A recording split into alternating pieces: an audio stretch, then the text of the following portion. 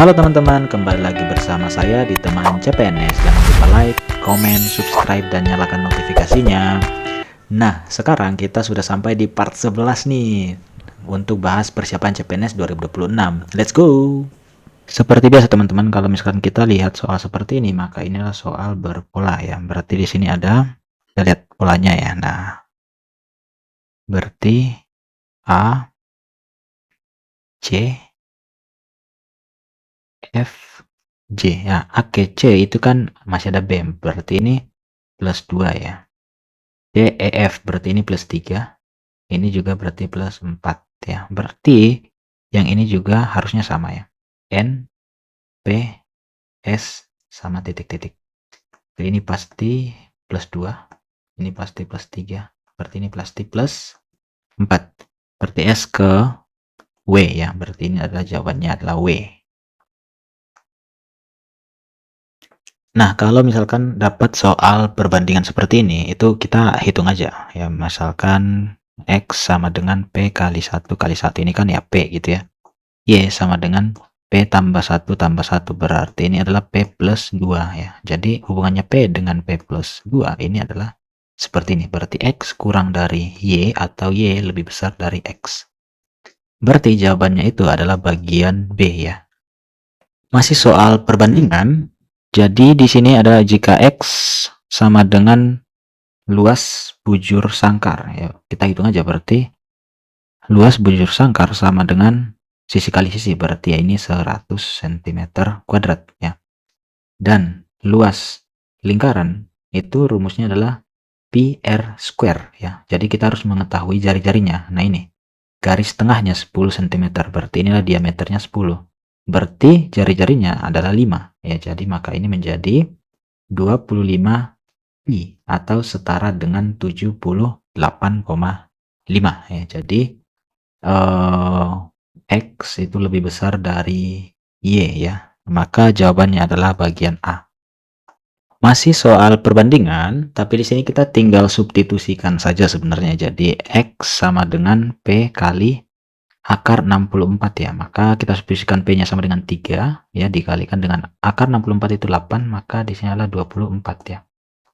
Y sama dengan PQ berarti 3 kali 1 ditambah dengan Q3 ya. Q pangkat 3 ya. Berarti ini harusnya Q pangkat 3 nih. 1 pangkat 3 sama dengan ya, berarti ini 4 kan. Maka apa yang terjadi? X-nya lebih besar dari Y ya. Maka bagian B. Lanjut ke soal kecepatan. Jika Sumatri berjalan menempuh jarak 2/5 km dalam 6 menit, berapakah kecepatan rata-rata perjalanan Sumantri ya. Jadi rumus kecepatan ya, itu adalah kecepatan sama dengan jarak dibagi waktu ya. Jadi kita udah ketahui nih jaraknya itu kan 2/5 ya. Nah waktunya 6 menit nih. Waktunya ini kita rubah dulu ke dalam jam. Maka 6 dibagi 60 karena 1 jam itu kan 60 menit ya. Maka ini menjadi 0,1 jam ya. Ya udah kita hitung aja kecepatan. Maka kecepatannya sama dengan 2/5 0,1. Ini jawabannya adalah 4 ya. Jadi bagian A 4 km per jam. Lanjut ke soal menghitung indeks prestasi semester. Jika seorang mahasiswa telah menyelesaikan 124 SKS dengan indeks prestasi 3,2, kemudian akan mengambil 16 SKS di semester depan ya.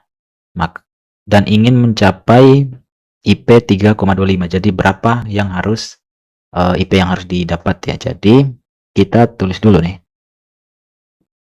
Berapa sih poin saat ini ya? Saat ini. Nah, poin saat ini itu ya udah kita kalikan aja 124 SKS ya. Kita kalikan dengan IP kumulatifnya 3,2. Maka ini 396,8. Nah, kan ingin mencapai 3,25 ya. Berarti total poin yang ingin dicapai ya ini. Berarti berapa? 3,25 kita kalikan dengan berapa jumlah SKS-nya? Berarti 128 ditambah 16 jumlah SKS total ya. Ini 140. Maka berapa poinnya? 455. Nah, kita kurangin aja udah.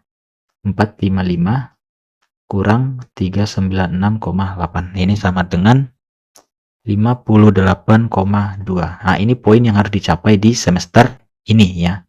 Nah, berapa IPK-nya? Berarti ya kita hitung aja nih, IP semester ini sama dengan 58,2. Kita bagi aja dengan 16 SKS-nya ya. Maka dapat 3,637 sekian. Ini 3,64 ya kalau kita bulatkan. Jadi jawabannya itu adalah bagian A. Lanjut ke soal menghitung KPK. Jika X adalah bilangan positif terkecil yang habis dibagi 14 dan 21. Oke, jadi KPK dari 14 dan 21. Berarti KPK-nya 2 kali 7 ya. Di sini juga 3 kali 7. Jadi KPK-nya itu adalah 2 kali 3 kali 7. Sama dengan 42. Nah, yang kedua, KPK dari 14 dan 28 ya. Kalau 14 kan sama ya 27. Kalau 28 berarti 2, ini 14, 27 ya. Maka KPK-nya, KPK-Y ya, sama dengan 2 kali 2 kali 7. Ini 28. Nah, hubungannya adalah X lebih besar dari Y. Maka jawabannya itu adalah bagian A ya. Lanjut ke soal logika yang menurut aku ini tuh mengecoh banget ya.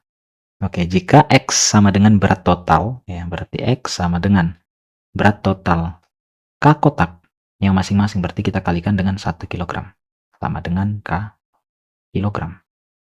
Dengan Y sama dengan berat total satu kotak, ya satu kotak, dikalikan dengan masing-masing beratnya K kilogram. Maka ini juga K kilogram sebenarnya.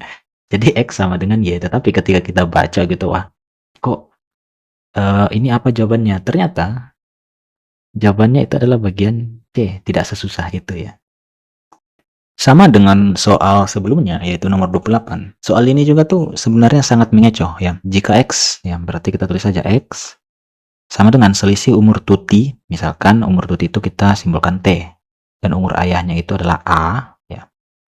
Dan Y adalah selisih umur kedua orang itu 5 tahun yang lalu. Berarti Y 5 tahun yang lalu itu sama dengan selisih orang itu ya, berarti 5 tahun yang lalu ya. Nah, jadi Y sama dengan T min A. Ya, jadi sebenarnya sama aja gitu, X sama dengan Y. Jadi jawabannya itu C. Tapi ketika kita baca kayak, aduh gimana nih cara memvisualisasikannya ke dalam bentuk matematika? Ternyata simple sekali teman-teman. Lanjut ke soal terakhir yaitu soal logika. Jika harga Y terletak di antara X dan Z, dan diketahui bahwa X ini kurang dari Z ya, maka berarti ini lebih dari ya.